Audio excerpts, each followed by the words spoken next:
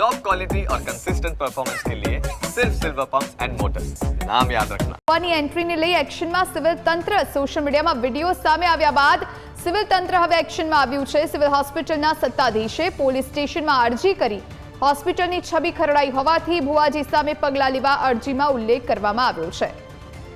રાત્રે 1:30 વાગ્યાના અરસામાં ભુવાજી આ વિધિ કરી હોવાનું જાણવા મળી રહ્યું છે। જવાબદાર સિક્યોરિટી આઈસીયુ વોર્ડના અધિકારી સામે પગલાં લેવામાં આવશે। સિવિલ હોસ્પિટલમાં 38 વર્ષીય દર્દી કિડની અને લીવરની સારવાર માટે દાખલ કરાયો હતો। ગત 4 તારીખે આઈસીયુમાં દાખલ દર્દીની સારવાર ચાલી રહી હતી।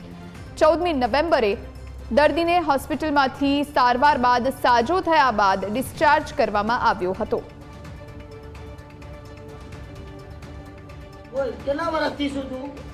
ગઈકાલે જે ભુવાજીવાળો વિડીયો વાયરલ થયો એને અમારા હેલ્થ મિનિસ્ટર સાહેબ શ્રી ઋષિકેશ પટેલ સાહેબે પણ ખૂબ જ ગંભીરતાથી એની નોંધ લીધી।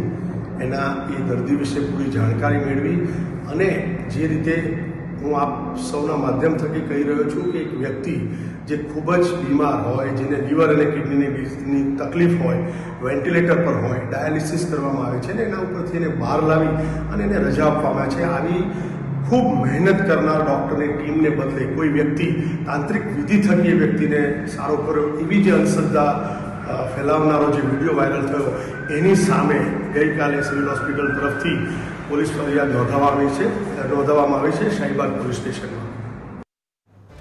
અરજી આધાર પુરાવા વગર સિવિલના સ્ટાફે પોલીસમાં અરજી આપી। ભુવાજી સામે કાર્યવાહી કરવા સિવિલ સ્ટાફની માંગ। શાહીબાગ પોલીસે જાણવાજોગ ફરિયાદ નોંધી તપાસ હાથ ધરી છે। સિવિલ હોસ્પિટલ વિડીયો અંગે ફરિયાદ નથી નોંધાવી રહ્યા।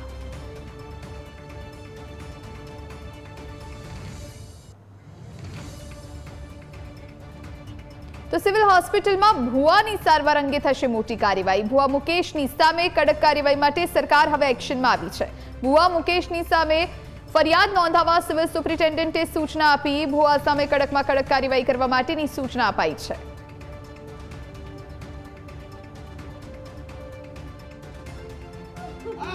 મેં પણ તમારા કોઈ સગા સંબંધીને અંદર એડમિટ કર્યા હોય અને એને મળવા જવાનું હોય એટલે એને એડમિશન માટેની છૂટ જ હોય છે, તમને ખબર જ છે। એ કાર્ડ લઈ, એ પાસ લઈ અને તમે મળવા જતા હો અને આ રાતના મેં પણ વિડીયો જોયો છે। રાતના સમયે ભાઈ જાય અને એ કંઈક કોઈ વિધિ કરતા હોય એવું માલુમ પડ્યું છે અને આ જે માલુમ પડ્યું છે એટલે અત્યારે જ અમારા સુપ્રિન્ટેન્ડન્ટ રાકેશભાઈને અમે સૂચનાઓ આપી છે અંધશ્રદ્ધામાં થતી કામગીરીને। હમણાં ગયા વખતે જ આપણે આ બિલ રજૂ કર્યું છે એટલે અત્યારે ફરિયાદ આપવાનું પણ એમને કહેવામાં આવ્યું છે।